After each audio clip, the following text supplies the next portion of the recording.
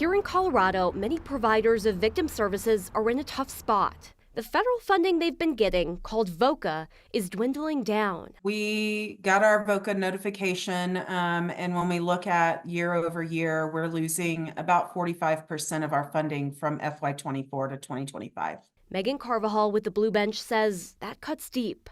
It's extremely tough. We're going to have to make some hard decisions and maybe reduce services in order to just continue offering something to the community. They're not alone. Bree Franklin with the Colorado Coalition Against Sexual Assault, or KUSA, says VOCA funds drying up will hit victims in Colorado hard. Every community-based nonprofit program in Colorado pretty much receives VOCA funds.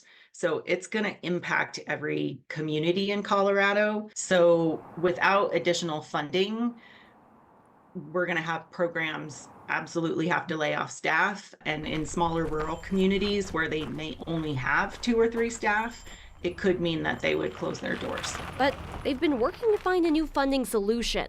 Voters will decide in November on Prop KK, asking voters to approve a 6.5% excise tax on the manufacture of guns and ammo, something the manufacturer and retailers would pay, not gun owners.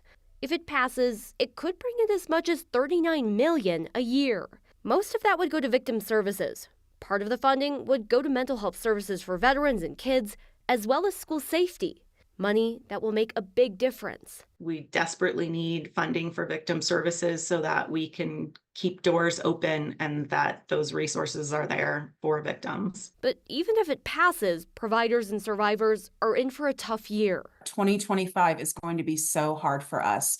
If Prop KK passes, and we believe that it will not take effect until 2026. So the next year is going to be especially hard. A lot of survivors are going to go without services. Carvajal says they'll reduce and refer where they can, but until they secure steady funding, she says survivors will be hurt the most. If Proposition KK passes, we can collectively change the way that survivors are supported. We can expand support. We are just going to need the community to really show up for us for the next year. Rachel Krause, 9 News.